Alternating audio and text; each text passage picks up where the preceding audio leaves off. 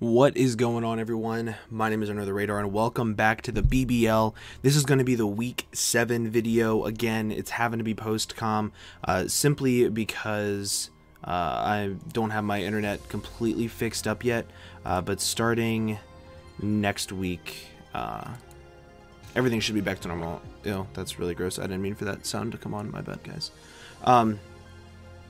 But yeah, this week we're going up against Johnny GB and his Seattle Metal Sounders, I believe, is the name of the team. I'm like 95% positive.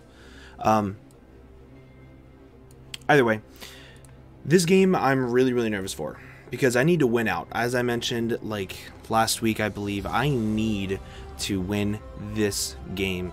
If I don't win this, I'm guaranteed out of playoffs. I need, like, there's a chance for a couple 5-5 teams to get in, but I need to do well in every single game, and I think that this is probably one of the hardest matchups I will have, just because of my lack of a bulky fairy, and of course my opponent having a Kyurem White and Genesect Mega Gardevoir. That Dragon Fairy Steel Core is absolutely amazing versus me. It is so freaking good. Like, there is hardly a single thing that he could do where they wouldn't be a good bring against me.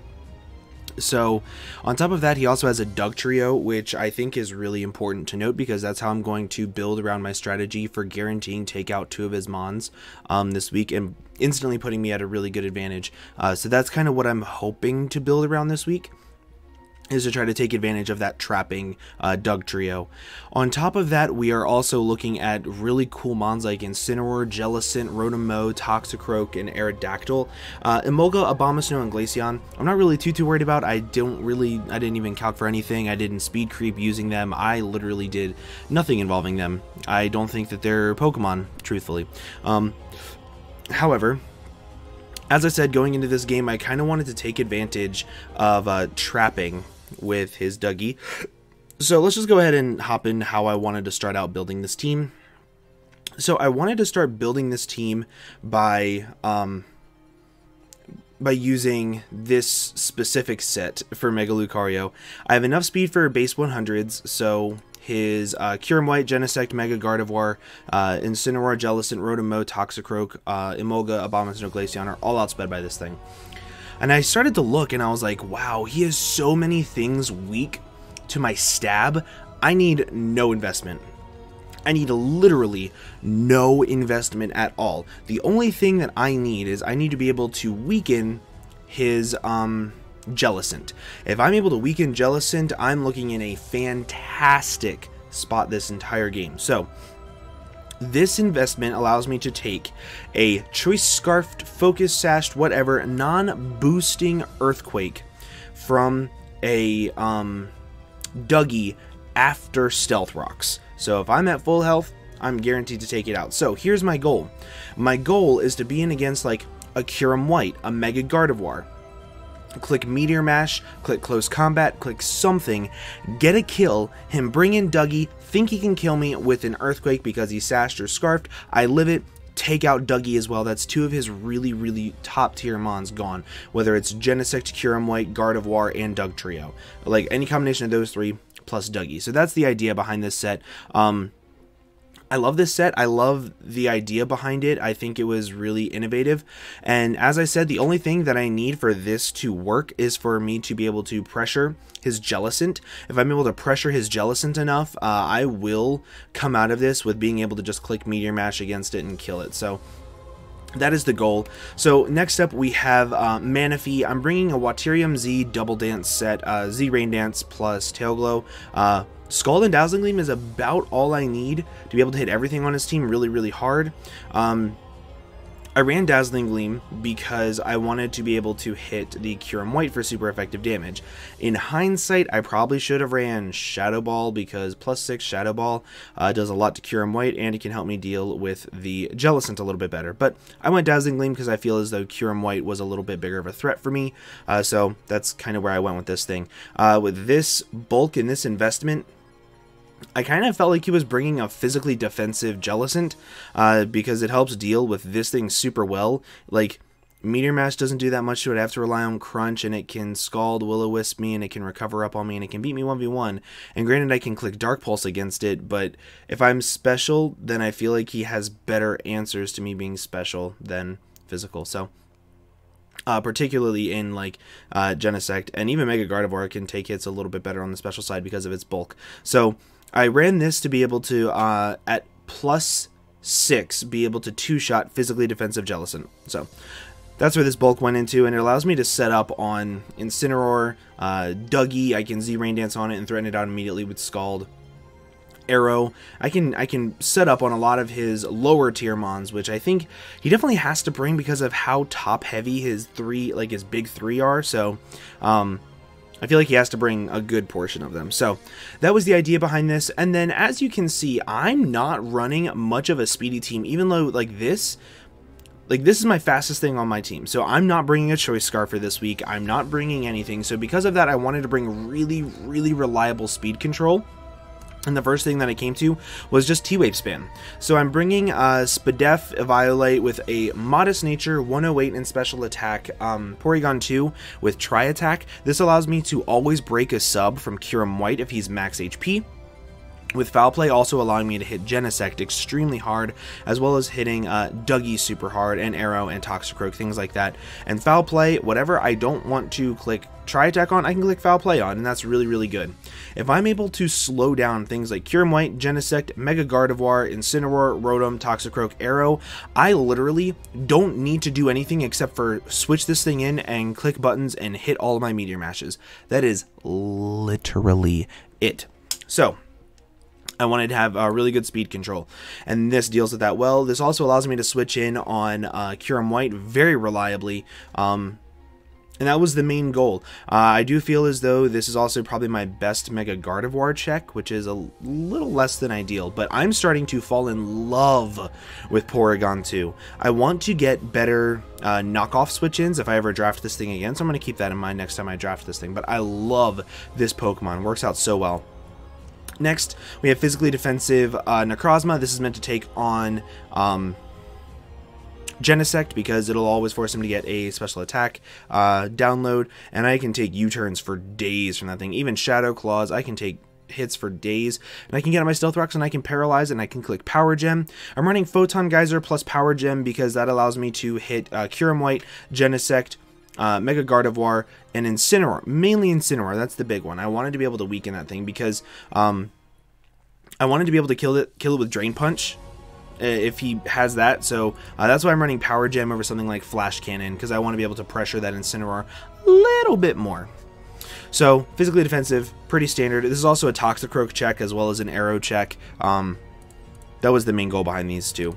So then we also have Lantern. I'm bringing a very Spadef Lantern with Shuka Berry. Enough special attack investment to always break a max HP sub from Kyurem White with Dazzling Gleam. You can kind of sort of see a theme here as how I feel as though you should prep in Ubers Leagues. Always prep over for the Ubers Leagues, and typically, if you can deal with the Ubers pretty well, you can deal with the lower tier mons pretty well. So, Volt Switch, Thunder Wave, again, as you can see, Thunder Wave on this thing, you can see the first 3 moves I put on all 3 of these Pokemon. Thunder Wave, really good. I can paralyze everything on his team with these 3 mons. Whatever's in, I can click Thunder Wave and I will paralyze something that is not Dougie, but Dougie won't come in unless he can get a kill and trap something and get that kill. So this thing helps out a lot with just being able to scald things. It helps out with Incineroar as well, and this is also a Volt Switcher that I feel as though he can't really block the Volt Switches with his Dougie easily because of Scald. So, very standard. This is also another Kyurem White check as well as a Mega Gardevoir check. Like, if I use this to check Mega Gardevoir, I use this to check Kyurem and vice versa. Yeah, pretty simple. And then, let's say all else fails. Let's say this does not sweep. Let's say this does not do what I want it to versus Dougie. I wanted to have an extra win con just in case that I could use in the back, and that is going to be just a very standard DD Yachi Berry Moxie Mens.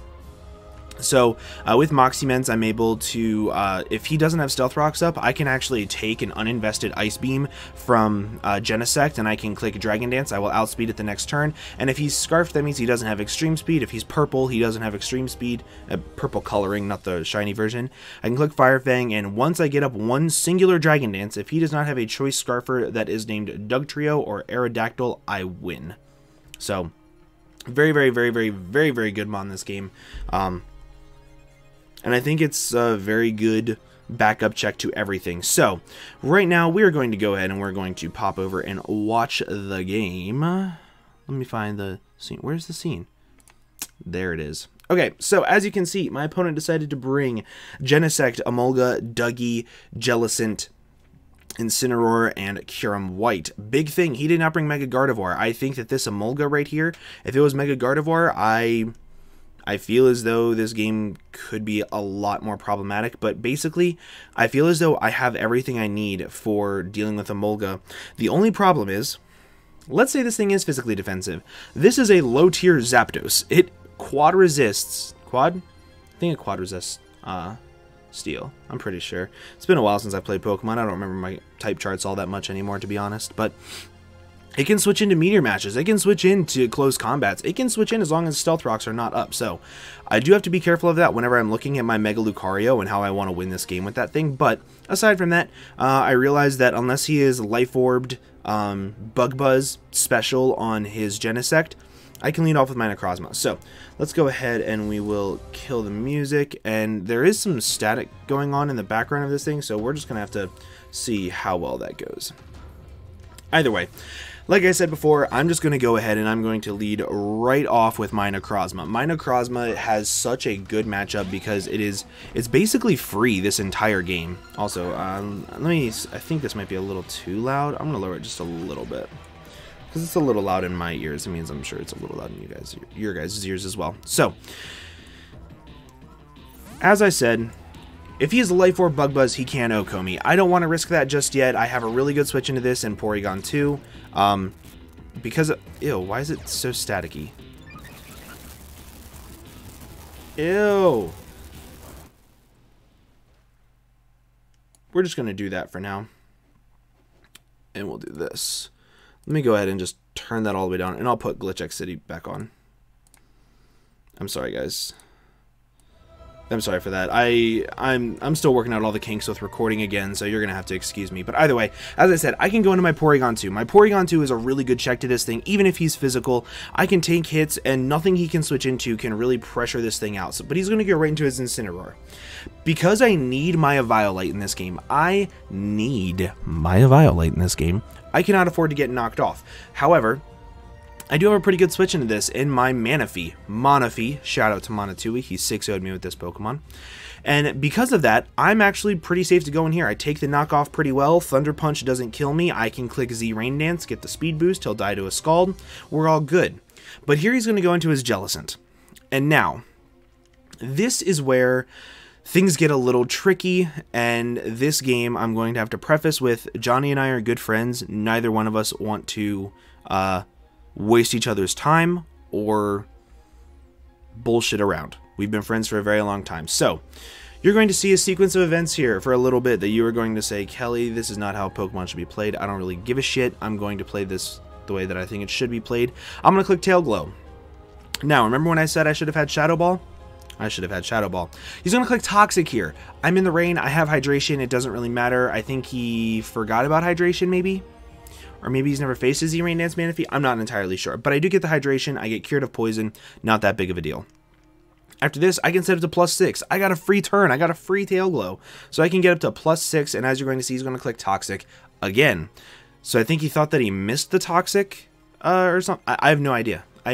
But either way, I'm getting up. I got a free Rain Dance and a free +6 in Tail Glow. If I had Shadow Ball, this game is literally over. If I put enough speed in this thing and I put no special attack investment and had Shadow Ball, I won the game right here. But because of my prep, I don't, unfortunately. I clicked Shadow Ball and it did about 55%. It did about max damage. He's going to get some lefties back, and now he's at 51%. I need another really good roll to be able to take this thing and win. But as you guys are going to see, I do not get that roll. He lives just barely, and he's going to click Recover. So now we're going to be talking back and forth for a couple minutes. Him and I basically just go back and say, yeah, he said it was GG. I said no, it wasn't, because I knew for a fact that I couldn't two-shot this thing. It was going to come down to whoever stalled out recovers, or if I got a crit. That's literally what this entire thing was going to come down to. So for the next little bit, I'm going to be clicking Dazzling Gleam while he clicks Recover, seeing if we get a crit. We're talking back and forth. So, this is where my prep definitely could have been better in this game.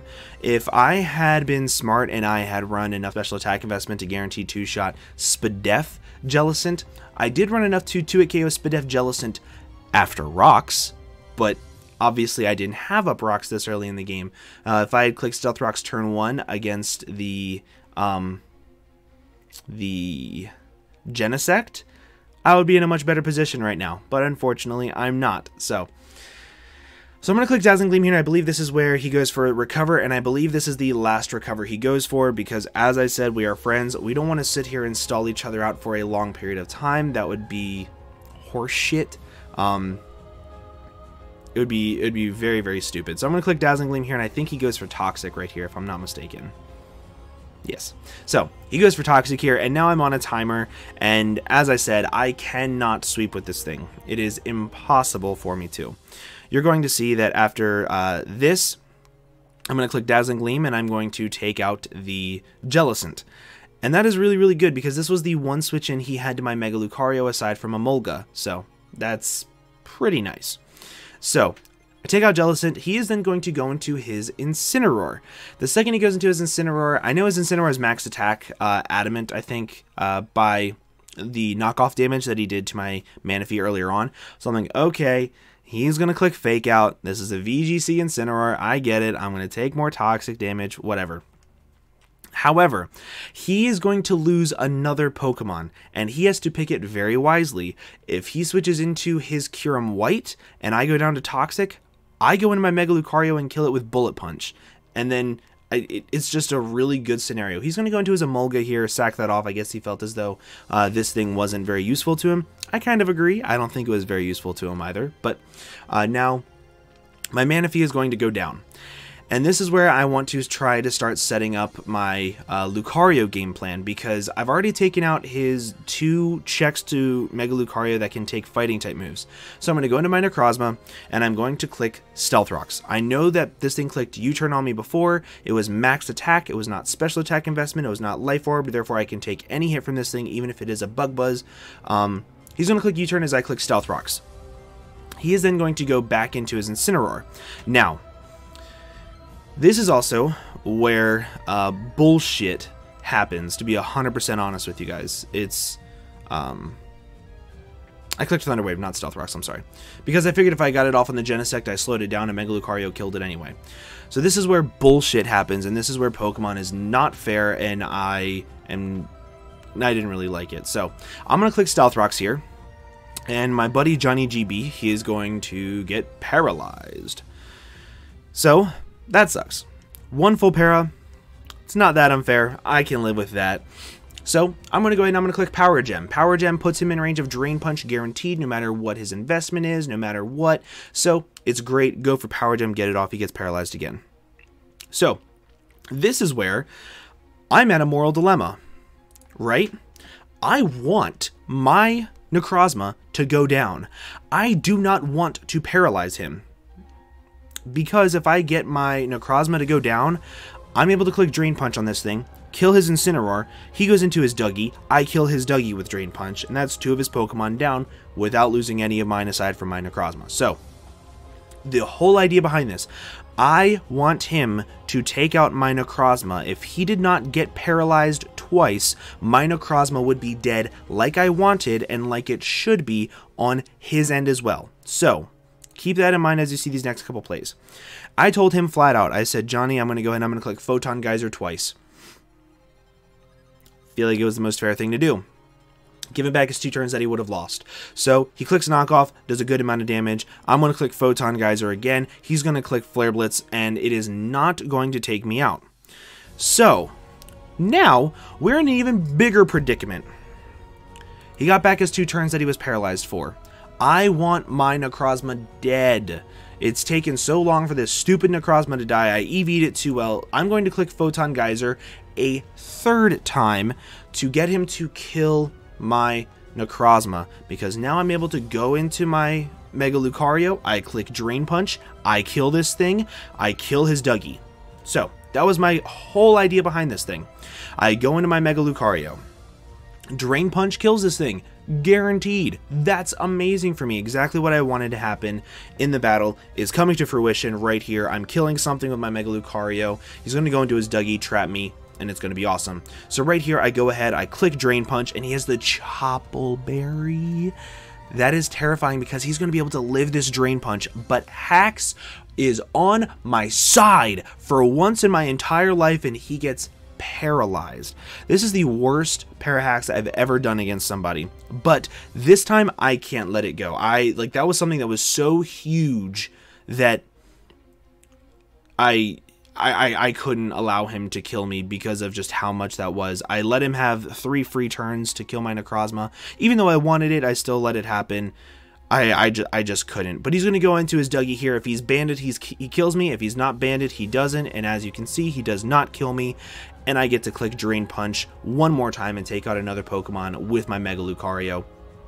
So that whole thing with Incineroar, it sucks, but I wanted Necrozma to die. And then whenever I have in my Mega Lucario and he should have killed me, he got haxed. It sucks. Like this whole scenario was just awful. So here he's going to go into his Genesect.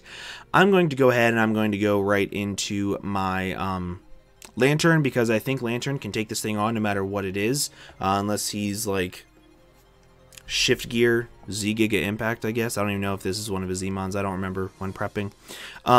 But here, I'm going to go ahead and I'm going to click Thunder Wave. His last 2 Mons I want slower anyway in case they're both Scarfed, so why not? As you're going to see, I'm going to click Thunder Wave. I'm going to land the Thunder Wave, and I'm going to go ahead and I'm going to just be able to 1v1 this thing with Dazzling Gleam because it does always break a sub. So this Dazzling Gleam is going to do over 25% to him, and he's going to click Sub, which puts him down at another 25%. And then this next one, my Dazzling Gleam will guarantee break this substitute, and he will not be able to kill me with anything because I am Shukaberry. Even if he's like Choice Specs Earth Power, he doesn't really kill me with much of anything. So of course he's not Choice Specs though because he was sub. So he clicks Dragon Pulse. It doesn't do that much damage to me, honestly. And now I get to click Dazzling Gleam one more time and I get to kill this Kyurem White. Now all he has left is a choice locked Genesect, and I know it's choice locked. It's been doing one move and then switching out. It hasn't been going for moving and then clicking U-turn. So I'm pretty positive this thing is choice locked. I can tank any one hit from this thing and I can see what I need to go into after that. He's going to go for the Shadow Claw, meaning he cannot touch my Porygon 2, and all I need to do is switch into my Porygon 2 and I will be able to clean this game out by clicking Foul Play once. So this game is going to be chalked up as a 4-0 victory in my favor. The hacks were terrible in this game. I told him flat out, I'm so sorry for all of the Thunder Wave paras. I ran Thunder Wave not to get the paras, but to slow his team down. If I was able to slow them down, my Mega Lucario just did such a good amount of damage, and that's literally all that I wanted to do in this entire game, was just slow his team down. But unfortunately, hacks were on my side, and I tried to make it even, and I tried to get it to where he would have gotten what he went for, but it sucks, and I feel bad. I don't know why it started overplaying right away. I clicked pause, but it's whatever. I feel bad about the para hacks, but at the same time, I'm fighting for a playoff spot. I need to win out. And I love Johnny. He knows that I didn't try to just para hacks. I don't know why the video just like did that, but it's whatever. He knows that I didn't try to just completely hacks him out, and I feel bad, but that is going to be the game, guys. I hope you all did enjoy. If you did, make sure to leave a like down below for me. And from now on, after today, you should only be seeing live comms on this channel, which is amazing. I'm so happy to be back to doing live comms. But with that, I'm going to go ahead and go ahead and get on out of here. Thank you all so much for watching, and I'll see you all in the next video. Bye-bye.